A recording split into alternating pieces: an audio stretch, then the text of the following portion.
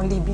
Avant, ils étaient en Libye, et avant, on les avait vus à Bagdad, Oui. etc. Donc ça, c'est vraiment, alors c'est une cohorte, c'est comme c'est l'invasion des sauterelles. Là, tout d'un coup, ils arrivent dans un pays et ils essayent de jouer ce rôle de renseignement.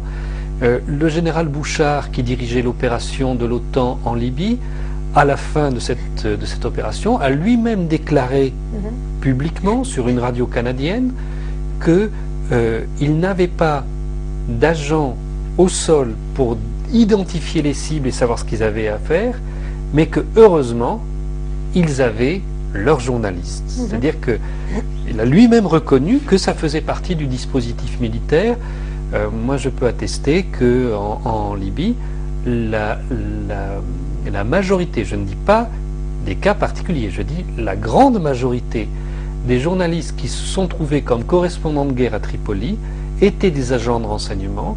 La plupart d'entre eux avaient des liaisons satellitaires directes avec le commandement de l'OTAN et informaient l'OTAN au fur et à mesure de ce qui se passait, leur donnant même des indications sur le choix des cibles. Et dans certains cas, on a vu des journalistes amener eux-mêmes des balises à des endroits pour guider par un système GPS, pour guider les bombardements de l'OTAN. Donc à ce moment-là, c'est tout simplement du renseignement, ça fait partie de l'action militaire. Donc la même chose s'est passée en Syrie, bien sûr. Le gouvernement syrien a été d'une extrême prudence. Bon, d'abord, en Syrie, il n'y a vraiment aucune habitude des médias, et voir débarquer tous ces journalistes a provoqué une certaine inquiétude, à juste titre. Donc le gouvernement... Pourtant, ils disent que les journalistes sont interdits d'entrer, mais il y a eu, non, il y a eu un grand nombre un de grand nombre, oui. journalistes. C'est plusieurs centaines de journalistes ont été autorisés à rentrer dans ce pays. Même des pseudo-journalistes. Souvent, le gouvernement syrien s'en rend compte alors qu'ils sont déjà là, parce que malheureusement, il n'y a pas de coordination internationale qui permette de dire voilà, les gens qu'on a vus sur tel théâtre de guerre, ne les laissez pas rentrer chez vous, puisque nous les avons identifiés déjà ailleurs comme étant des membres de services secrets militaires. Donc voilà, le gouvernement syrien ne peut que se fier aux apparences. Il y a bien des gens qui ont des cartes de presse, ils sont bien envoyés par certains médias, mais dans l'action, ils se révèlent très différents. Bon, parfois, c'est fait avec beaucoup de naïveté. Par exemple, le journaliste français Gilles Jacquier de France 2 a d'abord demandé une autorisation ici pour rentrer, en disant voilà qu'il viendrait filmer les militaires syriens en action en train de rétablir l'ordre. Je ne sais plus quelle est la phrase qu'il avait utilisée, mais donc il voulait ni plus ni moins qu'être, comme disent les États-Unis, embedded, vous savez, incorporé dans des unités de l'armée syrienne pour voir comment elle combattait. Donc vraiment, ce n'est pas une demande de journaliste, c'est une demande de renseignement militaire. Oui. Bon. Donc on lui a dit de se calmer un peu et qu'il pouvait faire un reportage pour France 2, mais qu'il n'était pas là pour autre chose. Dans d'autres cas, on a vu des gens arriver ici, puis voilà, le ministère de l'Information ne pouvait pas évidemment savoir qui c'était, mais quand ils étaient là, ils ont pu être reconnus par des gens dont c'est le métier, de différentes unités militaires, et disant mais celui-là on l'a déjà vu sur un champ de bataille, donc il ne devrait pas être ici. Oui, Voilà. oui, oui.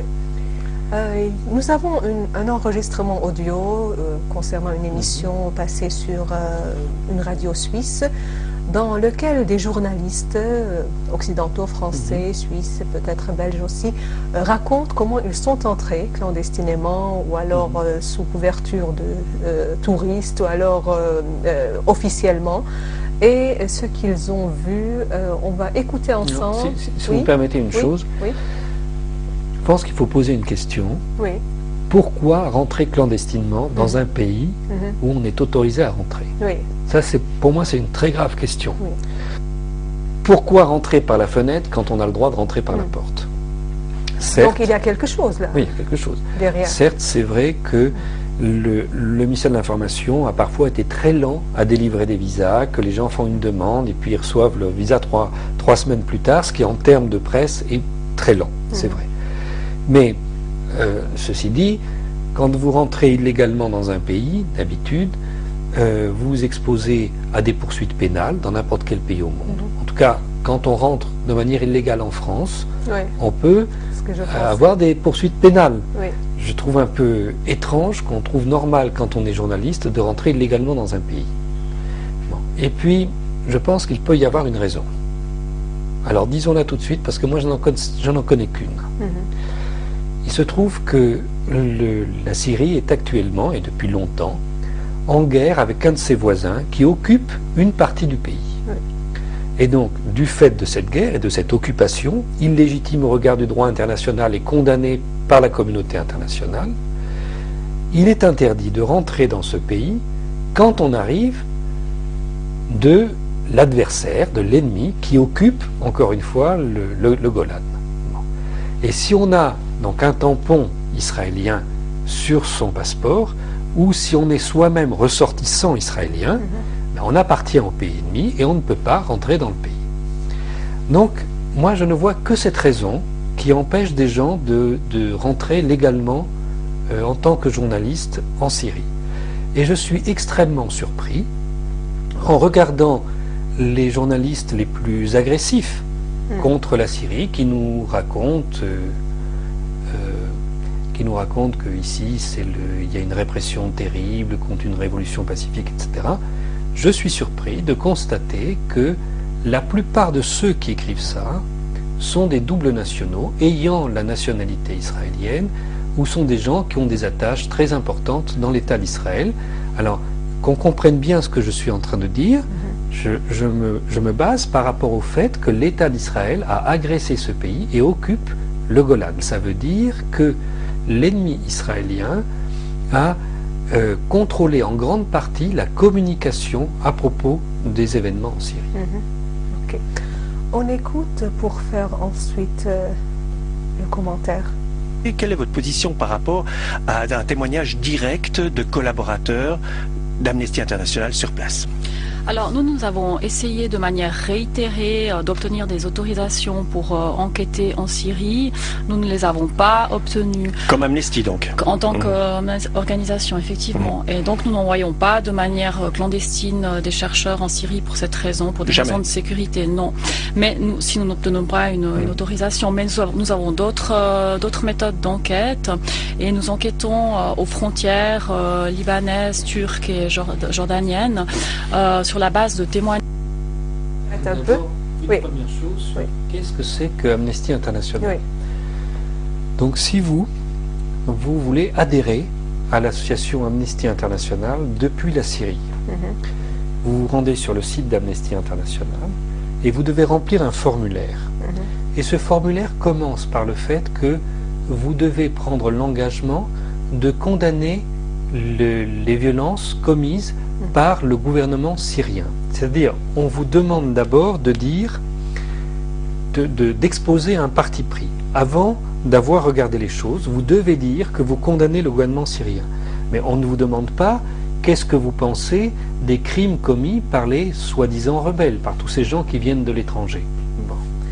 Donc, premier point. Deuxième point, Amnesty International est une organisation qui couvre l'ensemble de la planète, mais dont on sait que la principale branche se trouve aux États-Unis. Elle est dirigée depuis quelques mois, cette branche aux États-Unis, par un membre du cabinet de Mme Clinton. Donc c'était une des assistantes de Mme Clinton, elle a démissionné pour devenir la directrice d'Amnesty International. C'est-à-dire que Amnesty International, c'est le bras du département d'État. Ça n'est pas, ou ça n'est plus, ça l'a peut-être été par le passé, mais ça n'est plus du tout une organisation indépendante. Troisièmement, si j'en crois l'ambassadeur de la Fédération de Russie au Conseil de sécurité, des combattants venant de Libye ont été amenés en Syrie et du personnel syrien a été amené dans un camp d'entraînement en Libye, puis ramené en Syrie pour se battre ici, et les transports de ces gens ont été faits avec des bateaux et des avions de l'ONU, sous couverture que ces gens auraient été des réfugiés, tout ça organisé par M. Yann Martin, délégué représentant spécial de Ban Ki-moon en Libye, et lui-même ancien directeur général d'Amnesty International. La méthode d'enquête d'Amnesty, donc il nous explique ils n'ont pas pu rentrer ici, faire le travail tel qu'ils souhaitaient le faire, mais je me demande s'ils étaient rentrés ici, comment ils auraient pu le faire, ça c'est une autre question. En tout cas, ils ont recueilli des témoignages à la frontière, donc des gens qui quittent la Syrie, qui viennent se présenter à eux et qui racontent comment on vérifie ces témoignages. Eh bien, eux nous disent qu'en fait, ils ne peuvent pas les vérifier. Ce qu'ils font, c'est que quand ils ont un certain nombre de témoignages concordants, qui racontent à peu près les mêmes histoires, alors ils considèrent que c'est plausible et ça se valide tout seul. Bon, mais ça, c'est très bien si on se trouvait dans une situation avec des gens de bonne foi.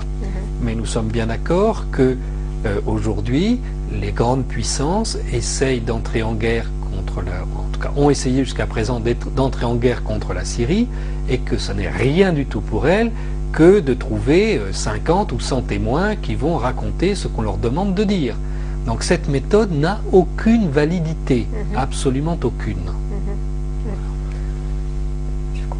Et plus j'avance dans mon étude du dossier, plus je suis convaincu qu'une majorité du peuple syrien soutient, fût-ce par défaut, face à un islamisme de plus en plus radical de la part de l'opposition, soutient le régime. Ça, alors, c'est la technique du journaliste qui se veut progressiste. Donc lui, il va dire, voilà, j'ai constaté sur place qu'effectivement, la majorité des gens soutiennent ce régime, qu'en face, il y a des islamistes complètement fous qui font peur à tout le monde, mais pour pouvoir passer à l'antenne, il est obligé de dire, voilà, mais je vous rassure, c'est bien une dictature et il faut bien renverser ces gens-là, quoi qu'on en pense.